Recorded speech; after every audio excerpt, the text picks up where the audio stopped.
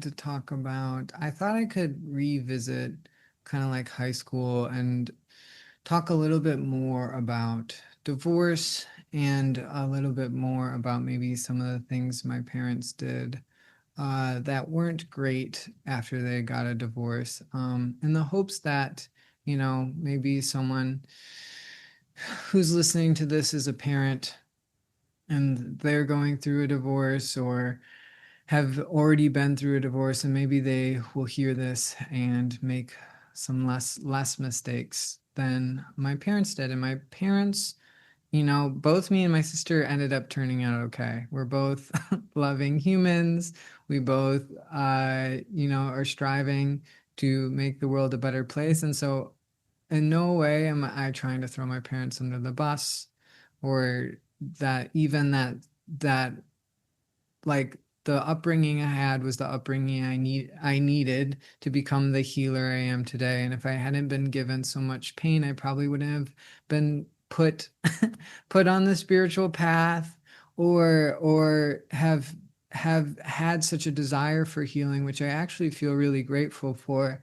And so even if we have been a parent and we feel like we made a bunch of mistakes, oftentimes the mistakes we make as a parent was actually what that soul signed up for with our as the child we raised, to then as that child eventually heals from it, it actually becomes how they help and serve the world. And it actually was always the plan of how they were going to serve other beings by the training they went through from whatever kind of upbringing they had, even if there was a lot of things that we look back and go, I could have done things a little better as a parent. And so, while I'm going to talk a little bit more about maybe some of the things, I think I'm going to focus a little bit more on my mom, just because she was a little bit more of a parent during that time to me, even though it wasn't perfect.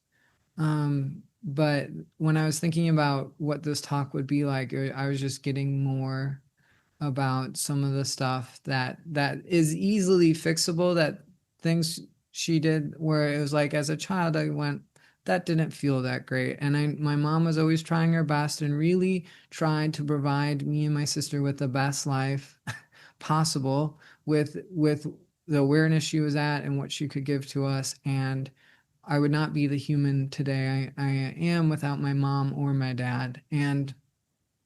While and my mom was great at providing things financially, my dad was a little bit more relational than my mom, and a little bit more like, my dad has always had a real gift to being very conversational, easy to talk to, and so both my parents have had good qualities that have made me who I am. Like my mom, very focused on on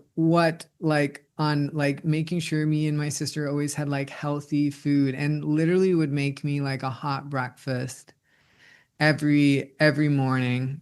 And my dad was always like, my mom and my dad are both very good at like taking care of their physical bodies and exercising well, and that's been something that has really influenced me to always like kind of like work out and stay in good shape. And um they've both provided me with gifts. And I even think how I teach, which is like typically from, and like how I channel is like typically more from like a psychological viewpoint.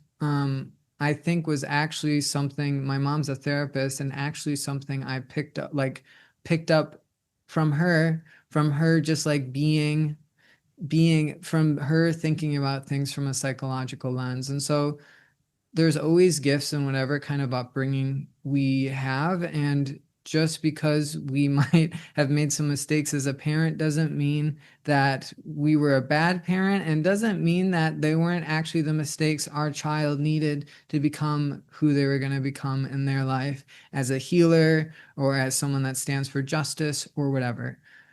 So that being said, something that came to me right before I was going to give this talk is, like, now starting to talk about maybe some of the more negative things that happened during high school and after the divorce that was probably pretty less present before my parents got divorced, as like the divorce was a big loss that neither of my parents really faced after, and I would say neither me or my sister really faced too, and we all just kind of pretended like we were fine or tried to put on like a mask that we were doing okay, even though we really weren't. And it created, when you try and avoid loss and pain, is when that loss and pain gets taken out on conscious ways. And so with my mom, uh, she has had a tendency, and I think in some ways is still better, but still working through this a little, of being very negative at times, and has a poor relationship of, when she gets angry, tending to project that onto others, or tend a tendency of focusing on what's constantly wrong with life, what's constantly wrong with around what's around her, as a way of kind of reaffirming why she feel why kind of reaffirming like the miserableness that, or the loss or the grief, like during the divorce, that she didn't want to face. And I think even now, like sometimes her feeling like unhappy, and the lens of focusing on what's wrong is the pattern of feeding that unhappiness.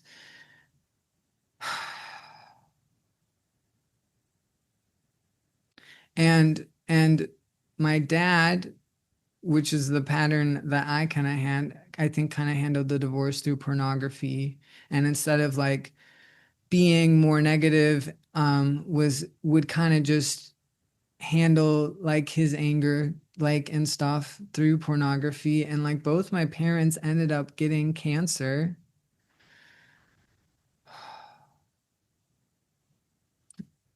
where they were kind of handling the divorce and the loss negatively. My mom ended up getting cancer in her throat, and my dad ended up getting cancer in his pelvic region.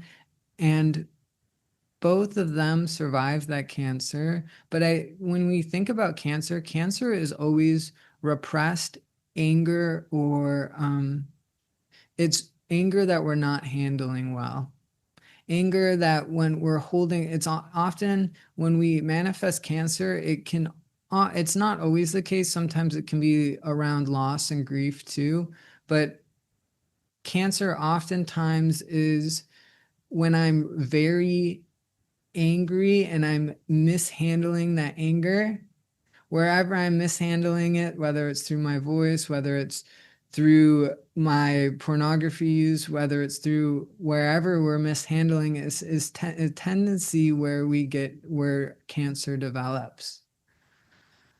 And if we want to like learn about different organs and why this organ might be sick with cancer, like Chinese medicine would be a great way to learn about that, because in Chinese medicine you learn that different different organs house different emotions, like your gallbladder is all associated with worry, or like oftentimes your lungs are associated with grief, and how we're handling our anger can be associated with our liver. And like, so if we're curious about that, that would probably be a good resource. And even for me, in my last video, I talked about, I have symptoms kind of in my like lower digestive area that affects my reproductive system a little. And I'm sure probably the use of pornography and over masturbating for years and years probably didn't help that area like not eventually get sick. And so we have to recognize, there is karma in how we are handling anger. There is karma in how we are treating our body. And even if it's not showing up right now, it might show up a couple years down the road if we continue to mistreat our body.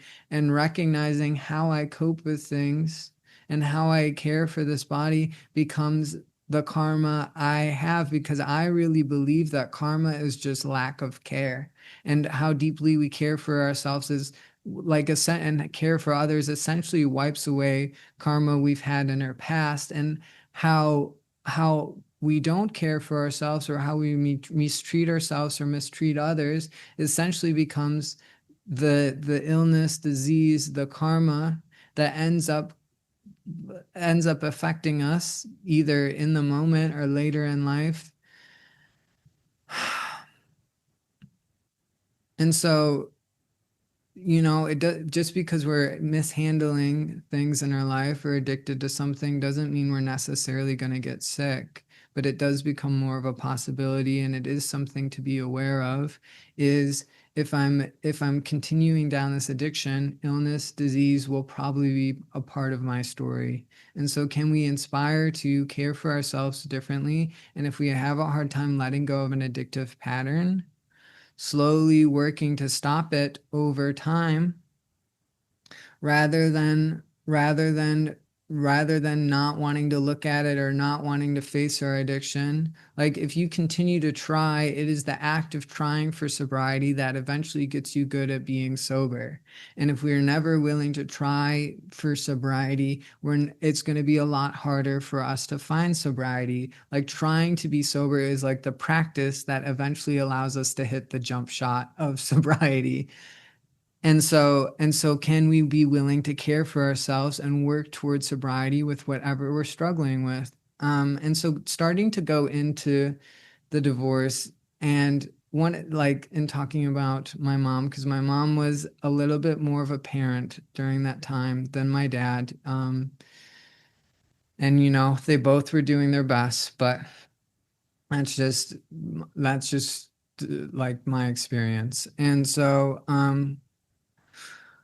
my mom oftentimes had a tendency, she grew up in a family that had less. And so, with me and my sister, and especially after the divorce and my dad is providing less, my dad would kind of under provide, and my mom would try and over provide to make up for the discrepancy.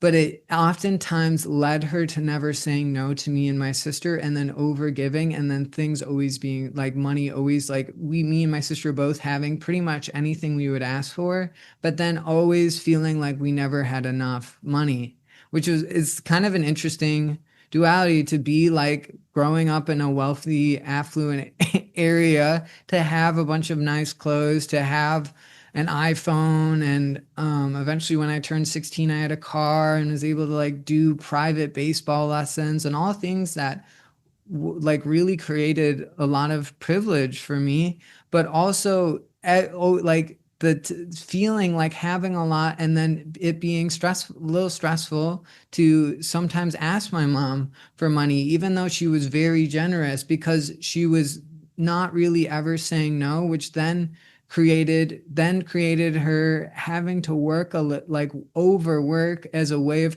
trying to provide to us from that standpoint. Like, if my mom had said no, I assume she probably like would have had to work a little less, and we would actually, and probably would have been overwhelmed and stressed quite a lot less as well. And me and my mom probably during that time would have had a better relationship, because my mom as a therapist would work like 4 12-hour days every week, and then Friday would be an 8-hour day, Saturday would be a 6-hour day, and was able to provide like all the things that pretty much me and my sister desired at that time, but was always overwhelmed and stressed, and would come home and take that, and would be negative and irritable, and like oftentimes after the 12-hour days would just come home and scream at me and my sister.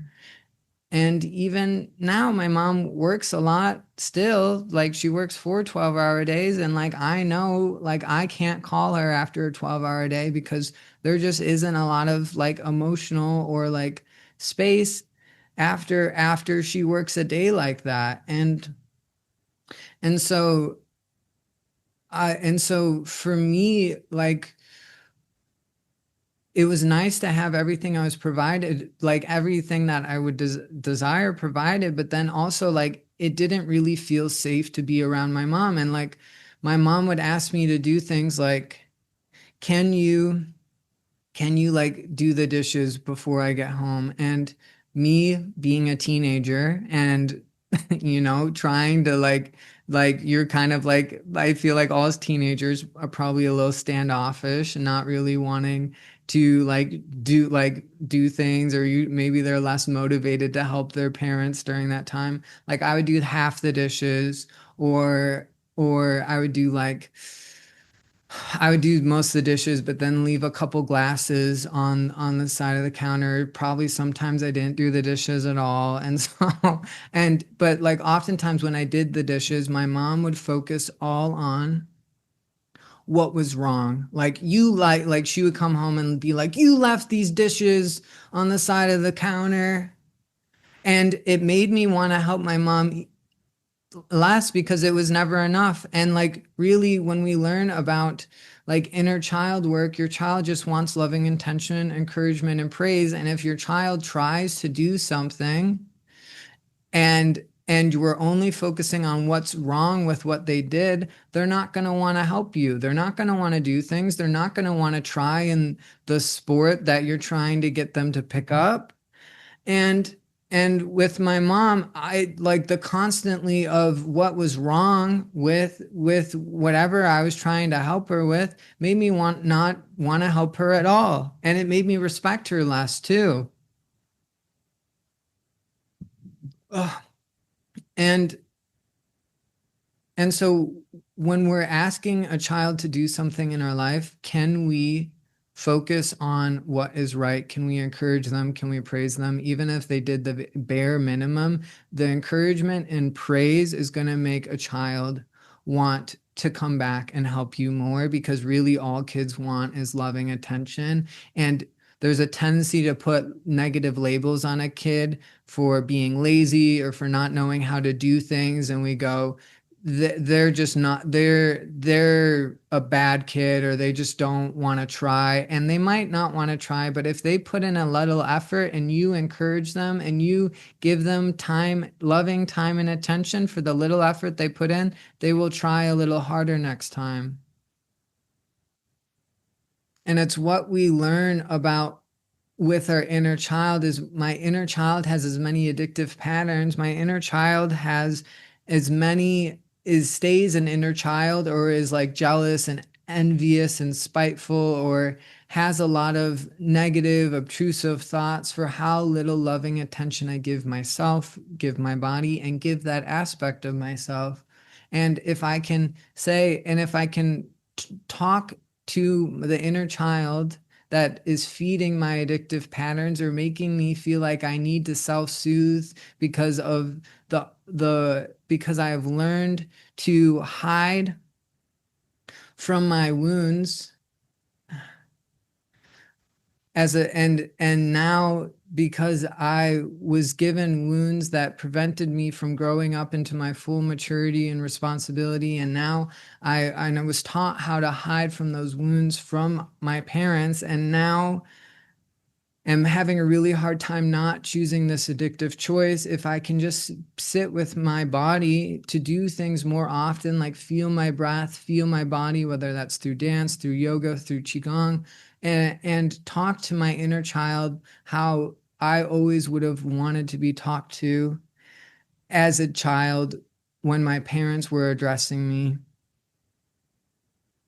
Our inner child will start to grow up, because really you only have as many inner children within you as how little you're willing to love that child, or how you're willing to love your obtrusive thoughts, your jealousy, your envious, your spitefulness. And that those feelings and thoughts have as much power over you as how little you're willing to honor them, acknowledge them, to create art from them, or to just say I love you, I love you, I love you. I love you anxiety, I love you jealousy, I love you spitefulness. I love the part of me that thinks that everyone hates me, which is a pattern I have.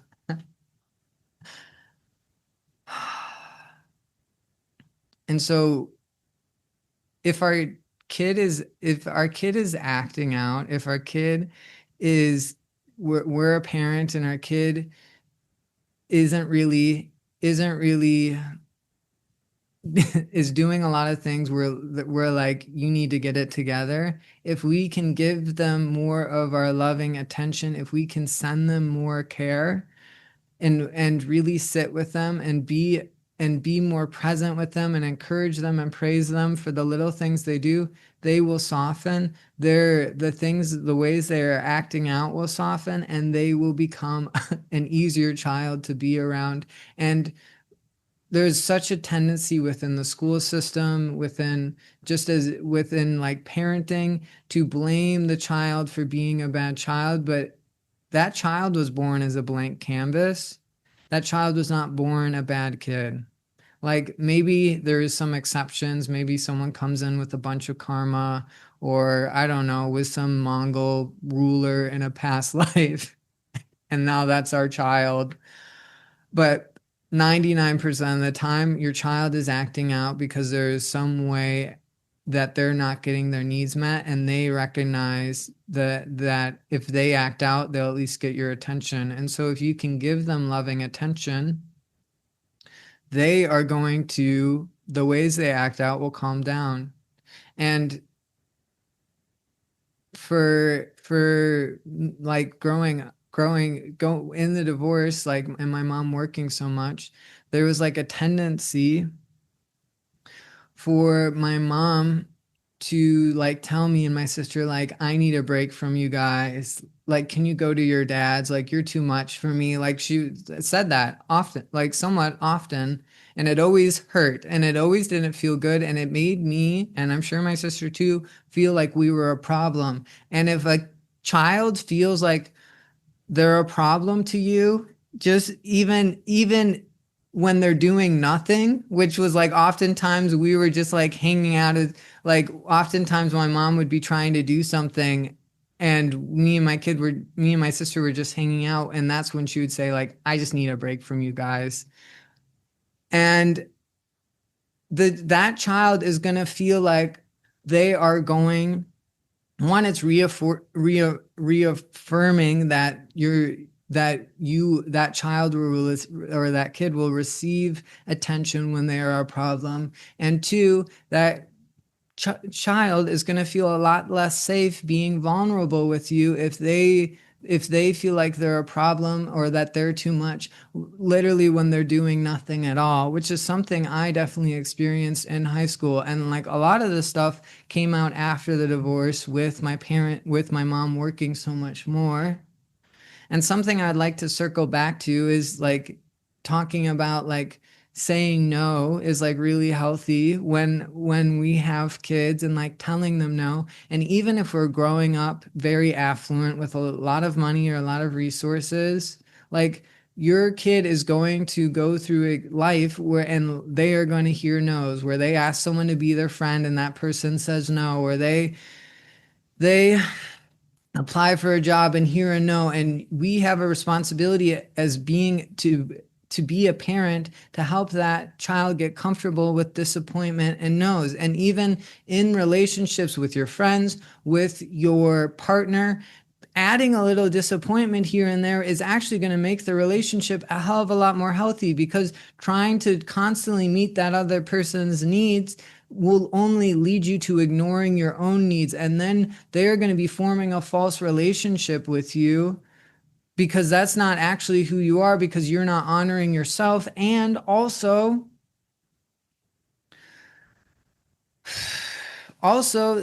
the you are going to be more negative, irritable, or anxious, because you're not honoring what you need, what your heart needs, what your body needs.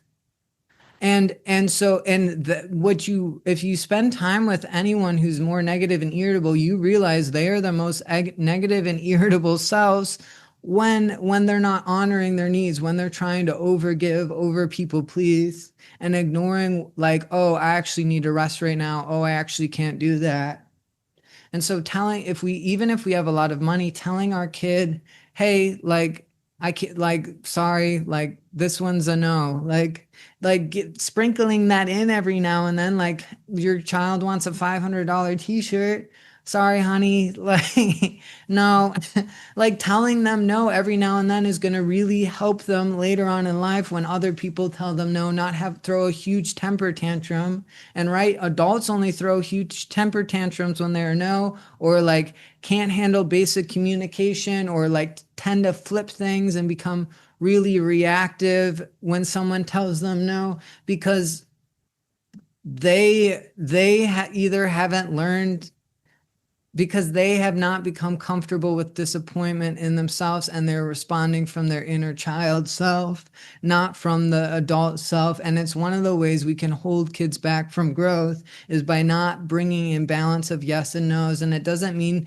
we need to say no to everything they ask for. And it probably, even as a parent, would probably feel good to say yes to a little bit more of their requests than no's if we have the capability to give what they're asking for.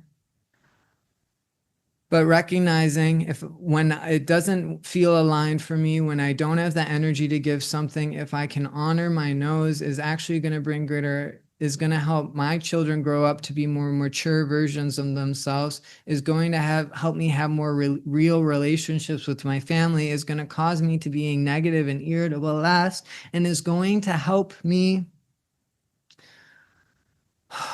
find my way out of any people pleasing patterns, or not being true to myself, and then not really feeling like I have my own life.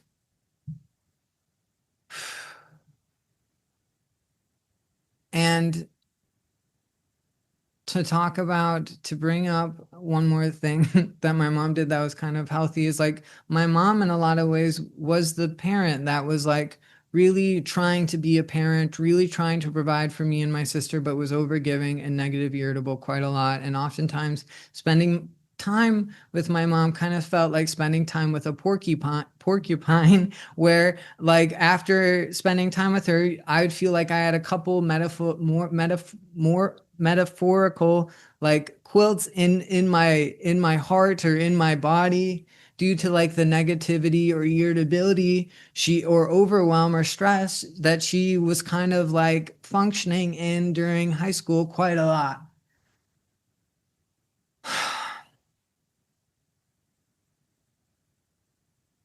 And oftentimes spending time with my mom, and my mom being very negative, led me to have an experience where I kind of felt dominated quite a lot, right? And sometimes my mom can have a pattern, and it's something me and her have been like kind of working on lately, of like when I offer feedback, her kind of always making it my fault and not really hearing the feedback. And she's gotten a lot better lately of like hearing it and receiving it.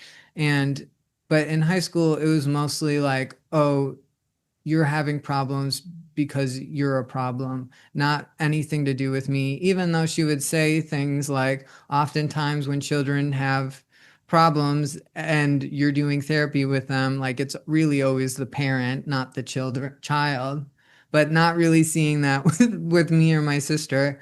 And and so oftentimes I would feel very dominated by my mom. And my way of coping with feeling dominated, right? Like in the high school video I did, this will be like, there'll be a middle, like 2 videos ago. I talk about how a friend would like constantly call me dumb in high school, and didn't know how to respond, so I just give it back to him. And the same with my mom is like, eventually I got so fed up of like feeling dominated by her that I started to give it back to her. And I had seen my cousins model to their mom that when they like cussed at their mom, they really got their mom's attention, and they were able to like get some power over their parent. Because anytime you get your like, if child cusses at you and the parent reacts and go, how dare you do that, that parent just gave their power away to that child's reaction. And the thing would either to be like I've heard people like therapists teach about, like if a child swears at you, just to be like, well, fuck this and fuck that, because it's taking the emotional, like as a parent doing that, it's taking the emotional charge out of those words and not really leaning into how dare you, because then you're allowing that child's game of trying to get your attention to win. And so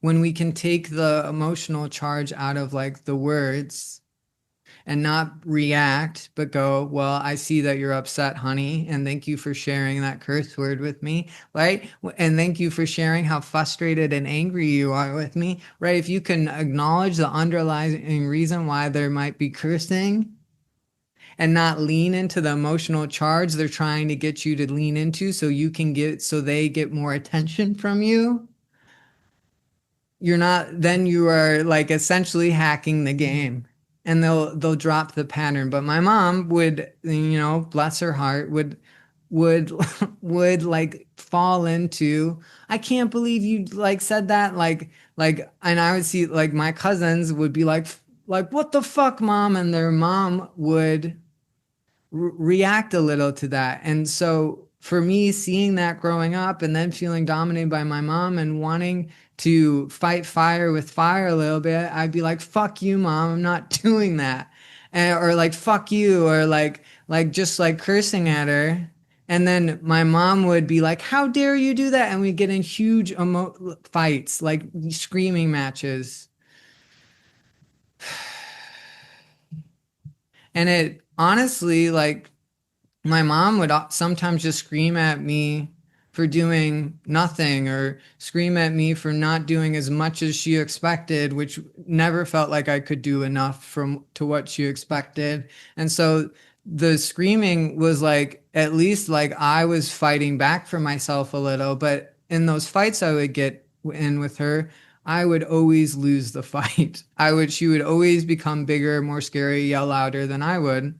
And it actually taught me, like, even now as a 27-year-old, taught me that it's not safe to stand up for myself against an authoritarian figure.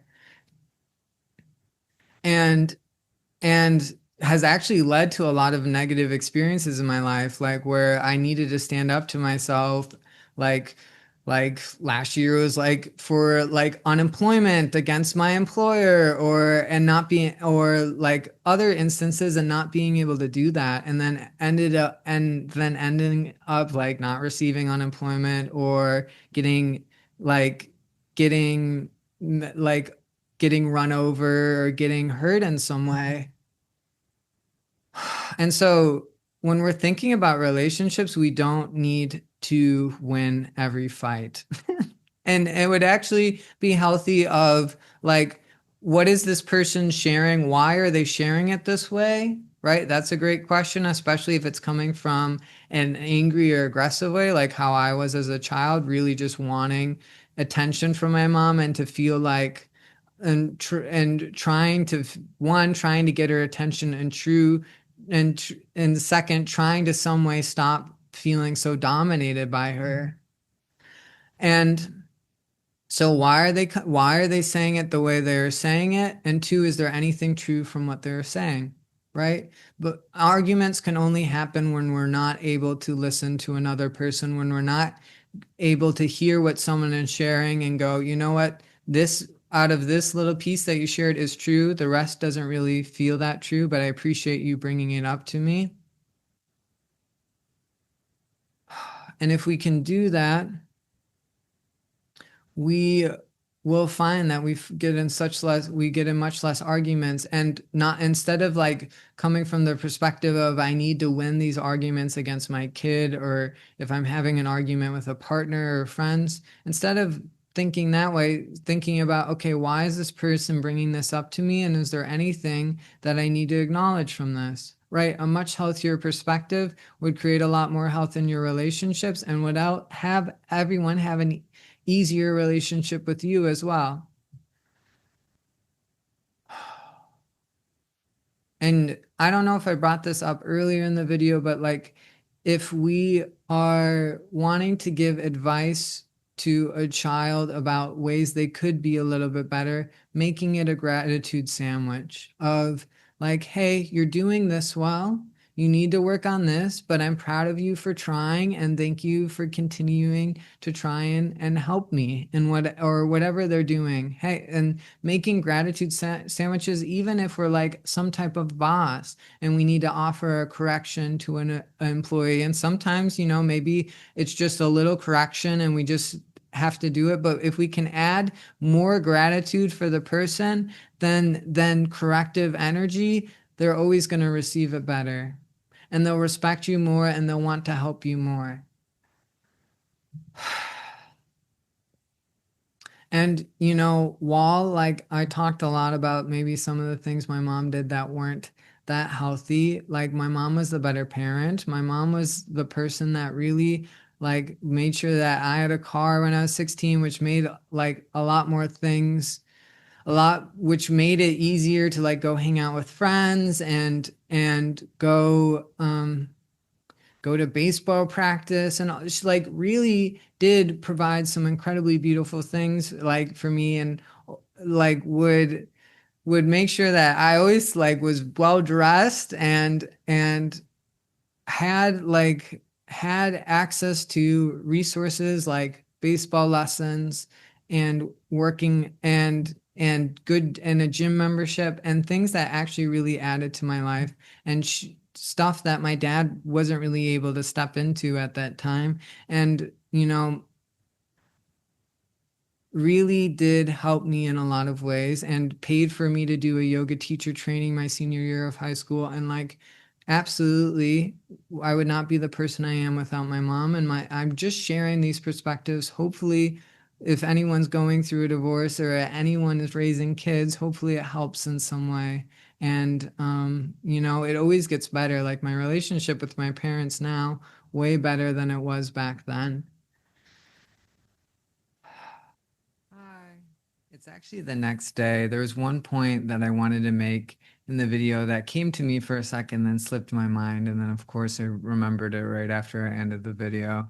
But the point was, something my mom used to say to me when I was in high school is like, how could you be struggling? Like I've provided you all of these things, like a car and nice clothing and pretty much all of the things me and my sister would ask for the most part. And she would say, how could you be struggling? I've given you all these opportunities, which never felt really nice to hear. And honestly, then I never really had a response to that statement. But now, as a 27-year-old looking back, what I realize is, why I was struggling was my mom would give me all this stuff, but then would not really be that present as a mother. And so I had all the things and a lot of opportunities and went to a good high school and all the things that like should make a child successful, but feeling like I have all these things without really having a mom and not having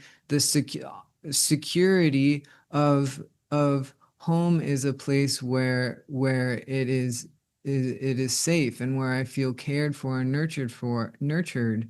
And oftentimes spending time with my mom and my dad too, I oftentimes felt either like a painting that they would look at but not really interact with, or I felt like, or by my mom's negativity or my dad like being self-absorbed and not really present, I often would feel overlooked or wounded spending time with them, which created a lot of dysregulation in my nervous system and also made it very hard for me to be confident in myself or be confident in my own ability and feel confident in putting myself out there to make new friends, or to believe in myself and whatever I was trying to do, because oftentimes my parents were focused more on what was wrong with me or what was wrong with life, and so it oriented to me feeling like I'm not okay, I'm wrong, I'm a problem, I'm the one who's too much for my mother, and and and that lack of security made it very hard for me to feel secure in taking steps forward in my life, putting myself out there, or actually being successful, or putting or using all the opportunities my mom would give me. And so like when we're thinking about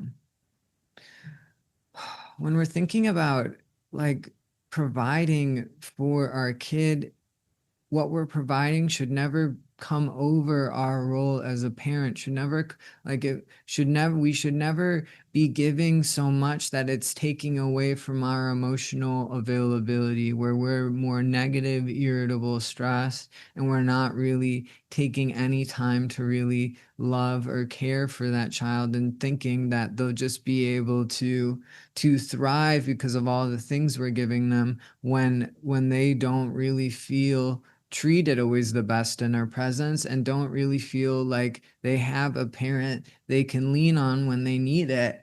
And and that is something I really felt in high school. And the things you give your kid aren't able to love that child. Like you buying your kid nice clothes, or buying them what they ask for, like toys, those toys aren't able to love the child. It's almost like there's when we're thinking about like dating and romantic relationships, there's like transactional relationships where I scratch your back, you scratch mine.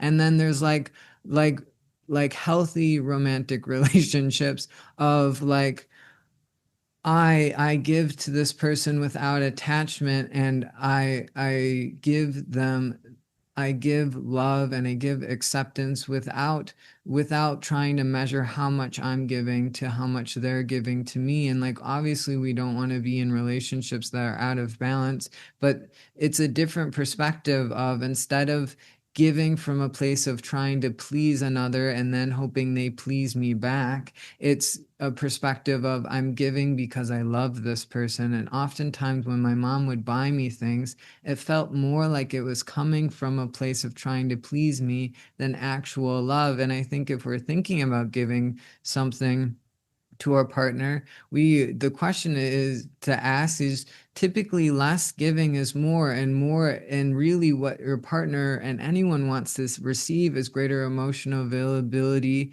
care, connection, intimacy, vulnerability. And what you the things you buy for your partner often don't really matter oftentimes. And when we do buy things, the question to ask ourselves is, can we be thoughtful? Can we take make it meaningful, whether we hand make them something, or just use it as a sign of like, this is how deeply I listen to you, by giving you something that you wouldn't really expect, but I know you deeply wanted. Like that is our beautiful moments. And what makes it beautiful isn't the gift, it's the listening, the deep listening and deep knowing of your partner to know what they really want. And I think oftentimes when we say giving is our love language, and we just give happenstance and think that's love, it's really coming from our inner people pleaser, or coming from more of a transactional place of like, I hope when I give this to this person, they're going to give something back in return. And oftentimes my mom would usually say, thank you, mom, thanks for giving. Like she would say that, like, thank you for giving me, thanks for buying that for me, because she was hoping to be pleased in return for what she gave to me. And so recognizing that if we're really coming from a place of love, we should be most of the time giving without attachment. And really it's about our emotional availability, and it's how much can I care and care for this child and be the best parent I can be, not how much things can I buy for this child, because things do not love your child. That's your job. And so I just thought that was like a real point to tie things home, because I think oftentimes people think like, oh, why can't I mean, this is what my mom thought, why can't my kid step into making new friends, or getting better grades, or whatever, when I'm buying them all the things they're asking for. And it was because, hey, like the inner child within any child grows up through love. It doesn't grow up from the financial resources you provide it.